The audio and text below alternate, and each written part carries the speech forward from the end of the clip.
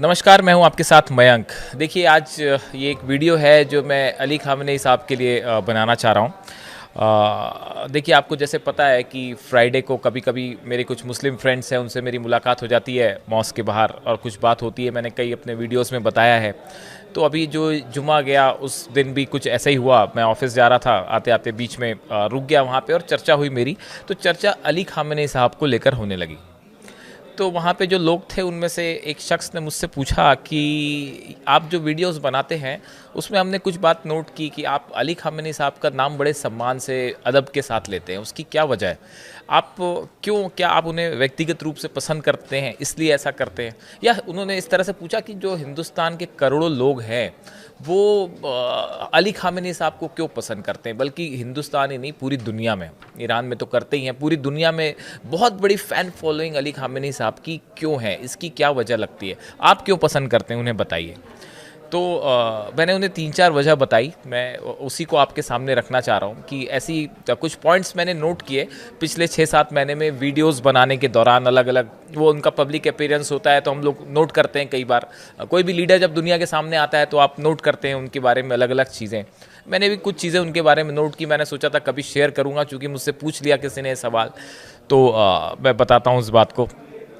देखिए आपको याद है वो कि जो अभी 12 दिन की जंग हुई इसराइल के बीच में और ईरान के बीच में, अमेरिका, उसके बाद अली ख़ामेनी साहब का फर्स्ट अपीयरेंस जब वो पहली बार सामने आए, मेरे को वो सीन जो है, वो तस्वीर आज भी याद है। एक एक उस तस्वीर की एक एक चीज़ याद है। अली ख़ामेनी साहब जैसे ही अपने स्टेज पर मंच पे आए, सामने सैकड़ों लोग खड़े थे और वो सब के सब हैदर हैदर हैदर जोश से नारे लगाने लगे।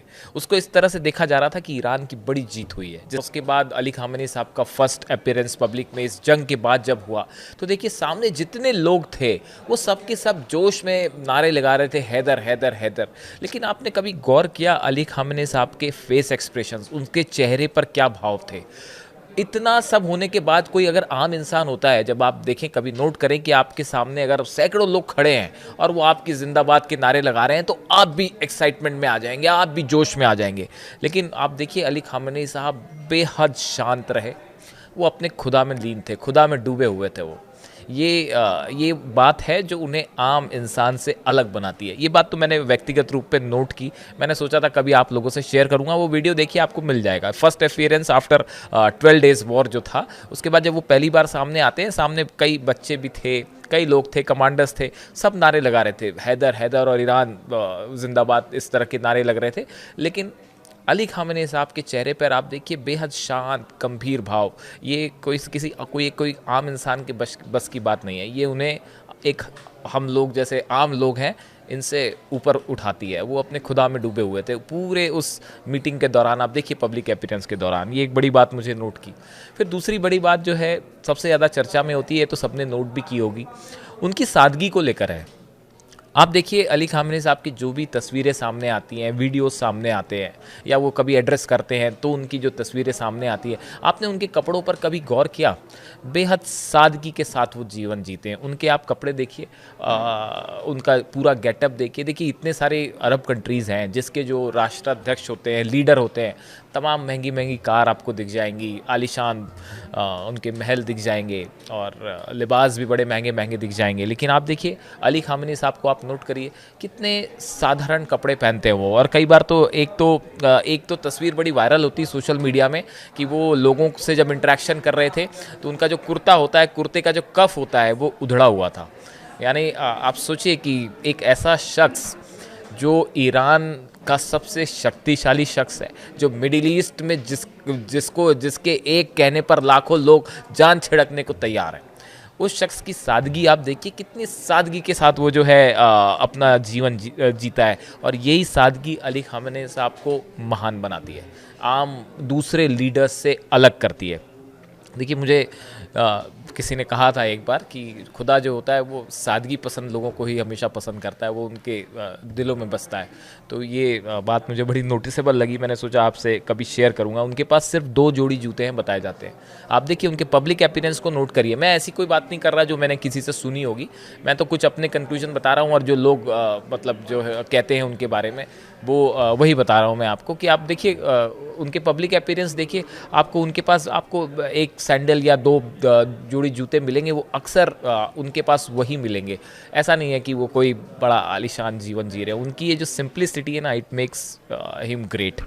आप देखिए, तीसरी बात बताऊं आपको, जब जंग हो रही थी लगातार इस तरह की खबरें आई कि अली खामनेई साहब जो हैं वो इसराइल के निशाने पे हैं, इसराइल की तरफ से धमकियां आ रही थी।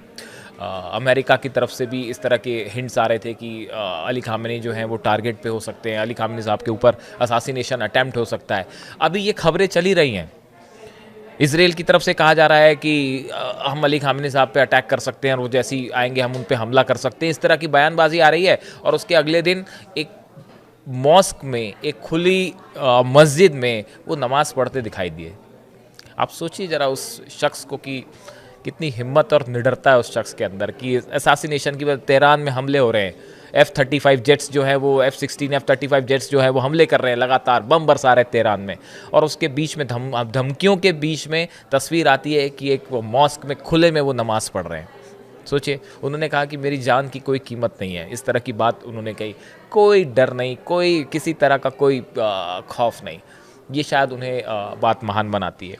आप एक और बात उनके बारे में, मैंने थोड़ा सा रिसर्च किया तो उस दौरान मुझे पता चली, ईरान में क्या होता है कि जो खाने पीने का सामान होता है वहाँ एक राशन स्कीम होती है गवर्नमेंट की, और राशन सरकार की तरफ से प्रोवाइड किया जाता है, जैसे कई देशों में होता है वैसे ईरान में भी होता है।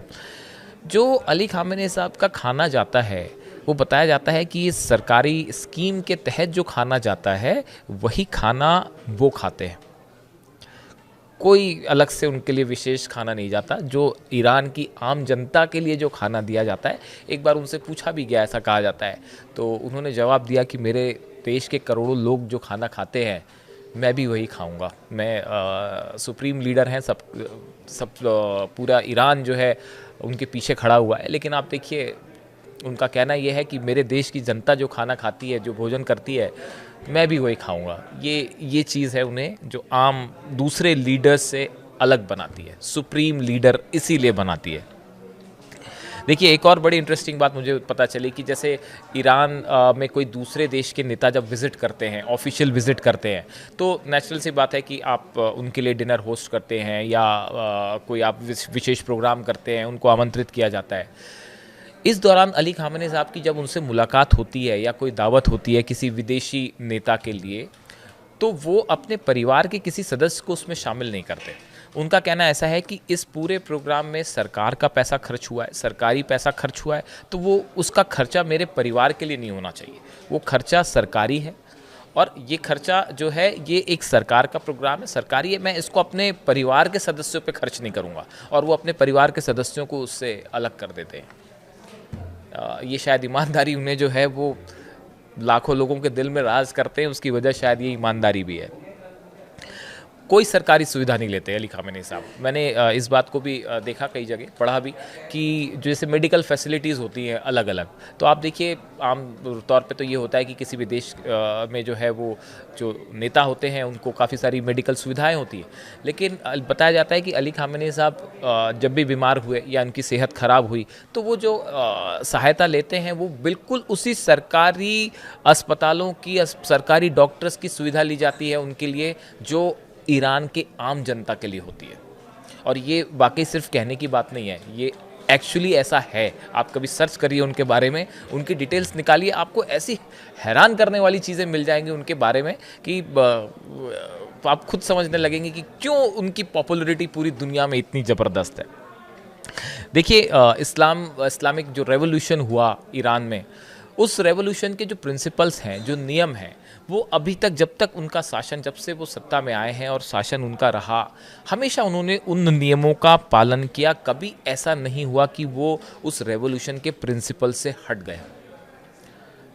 आपने एक बात नोटिस करी कि अक्सर ये कहा जाता है कि ईरान न्यूक्लियर बम बना ले। बड़े सारे लोग कहते हैं ईरान को फ़ौरन न्यूक्लियर बम बनाना चाहिए। अब तो डोनाल्ड ट्रंप ने भी कहा कि ईरान जो है बस कुछ ही दिन की दूरी पर था बम बनाने से। तो क्या ईरान परमाणु बम नहीं बना सकता? बिल्कुल बना सकता था, जैसे जो जानकारी अवेलेबल है। लेकिन अली खामेनेई साहब ने कहा कि हम ऐसा कोई हथियार नहीं बनाएंगे जो मानवता के खिलाफ, और उस बात पर वो देखिए अडिग रहे।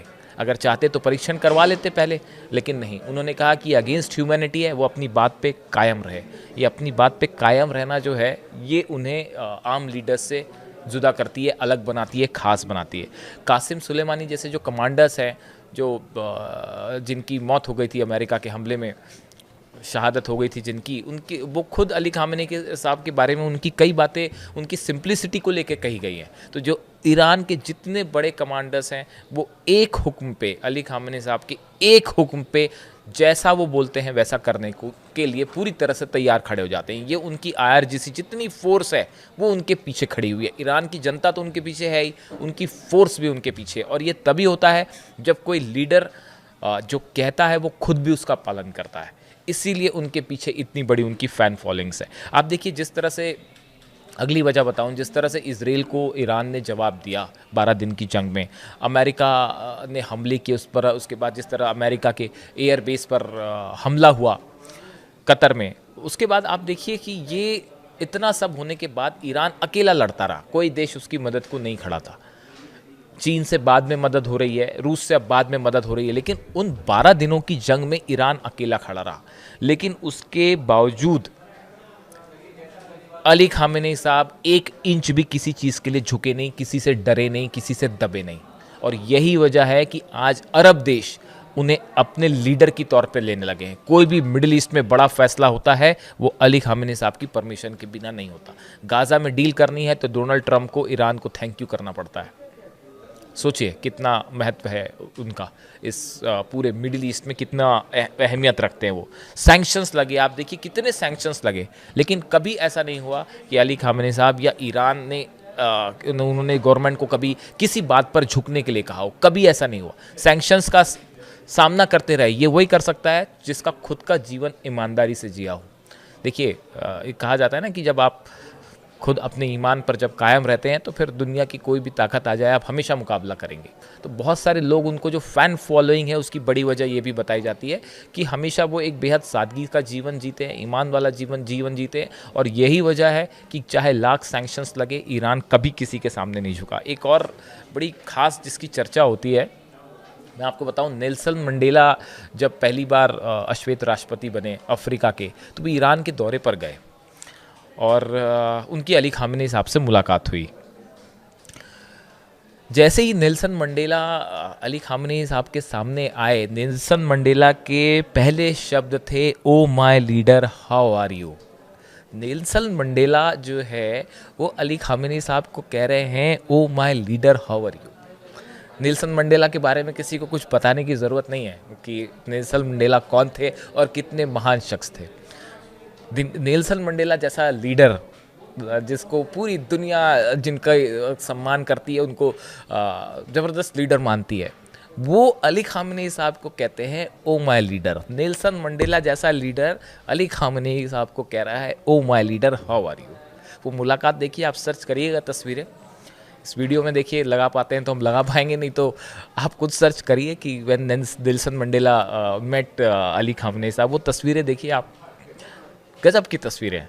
वैसे ही देखिए, गज़ा के जो लोग हैं, अभी जो जंग हुई गज़ा में, छोटे छोटे बच्चों पर जिस तरह से हमले हुए और लोग मारे जा रहे थे, 70,000 ऑफिशियल फिगर है कि 70,000 लोग मारे गए, लेकिन ऐसा लगता है कि वहाँ पे लाखों लोगों की जान गई है गज़ा में।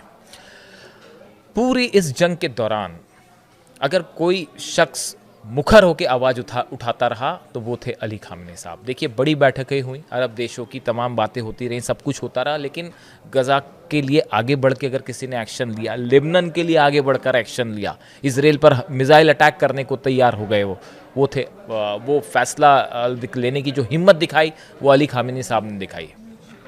ये तमाम बातें हैं जो उन्हें एक आम लीडर से अलग करती हैं।